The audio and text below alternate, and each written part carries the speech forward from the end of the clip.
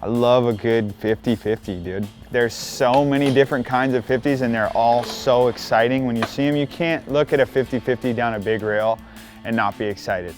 Like, I don't care who it is, especially if you're there witnessing it in person.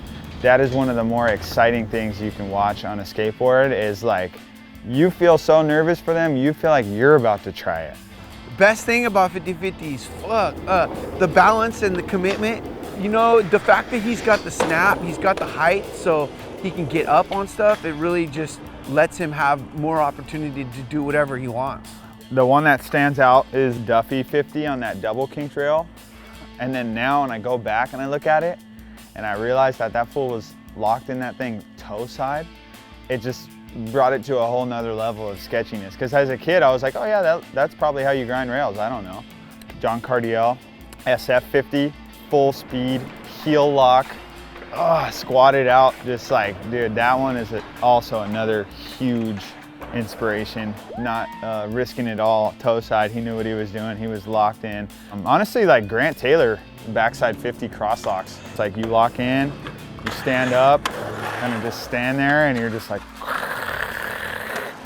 that, we just covered it. The toe side, heel lock, and cross lock. Any way you can get it, basically, that's the way I see it. This rail, it's in San Francisco. I believe it's on Market Street. The rails in the city are fucking nuts because you end up in traffic downhill and you just never know what sidewalk or street's gonna be like when you land on it. So I wouldn't say it's a bump, but like the sidewalk angle is like generally going upwards and then the hill kind of starts, which kind of imitates somewhat of a bump.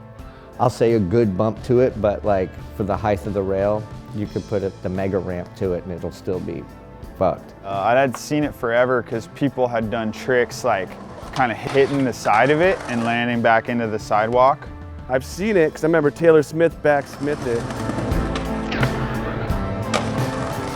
Like anything that's ever been done on it has been done within a 5 to 6 foot span, which is psycho in itself. Like I kind of had the idea, I was like, is it possible to grind the whole thing if you could get up to the top of it? And so you know how big Elijah is. When he bends down, the rail is over his head. Like he's looking up at it. When you figure out the logistics of it, you're like, yeah, it shouldn't be possible. The first day we were already out skating, I had grinded this other rail.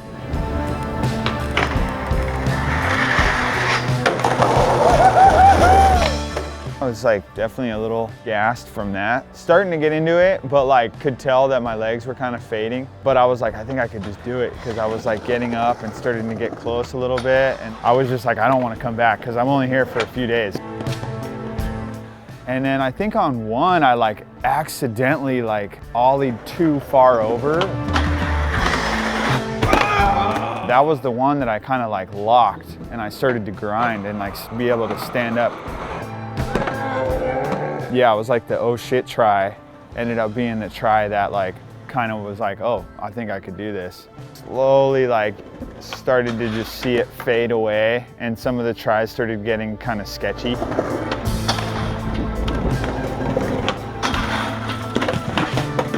I was just worried about doing the classic, because this happens to me on back grinds where I go heel lock and then it kind of makes you sit down on the rail and then you somersault backwards over the rail. That's like a go-to for me. If you did that on this spot, you'd get seriously smoked because the drop on the one side is well overhead and then it just goes into like a curb and a gutter and parked cars. That was my biggest fear. Second biggest fear was landing on the car.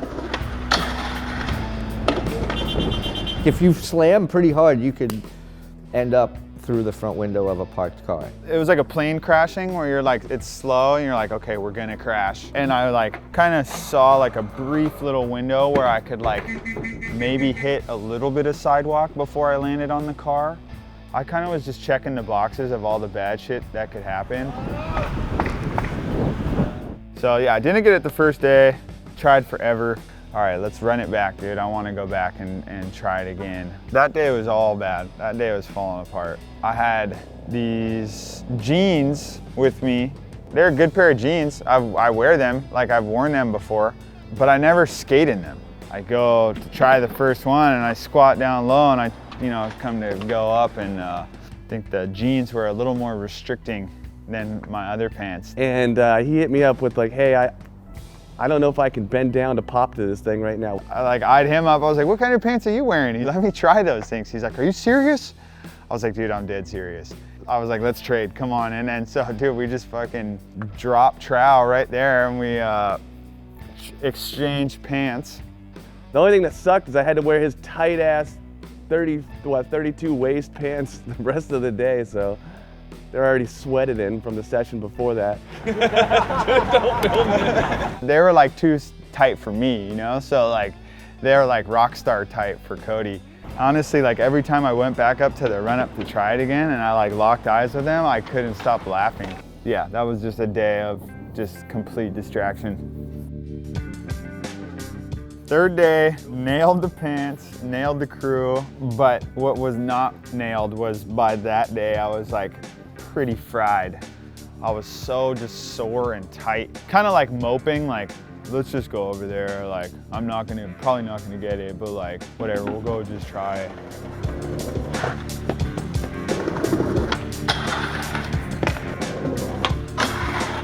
Something clicked. I like started grinding them. Oh, and then let's talk about the end of it. There's like a giant defender. Oh, there's a light post that will just murder you. Locked into the grind, and then I just locked eyes with this pole, and I was kind of like, oh shit. Like when I came off the end of the rail, I just tried to like be pencil tight.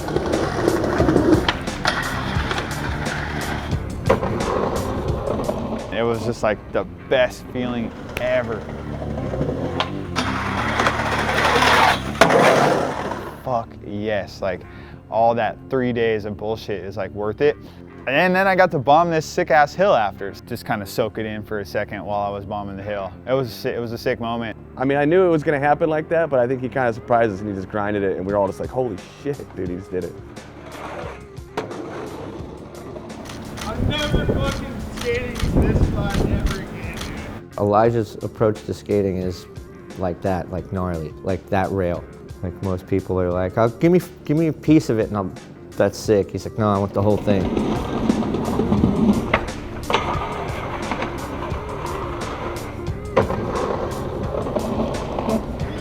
I just want to know, did you surprise yourself? Hell yeah, I was fucking coming off the end of the pole. I was like, Dude, that was insane. Jesus Christ. Dude. No, dude, I was tripping. I was like, is that the rail on fucking Market Street? I was like, when I seen the footage, I was like, no way. And then I was trying to look for like some kind of love on the fucking bump, and I'm like, as far as I remember, there ain't too much love there. So his snap was strong.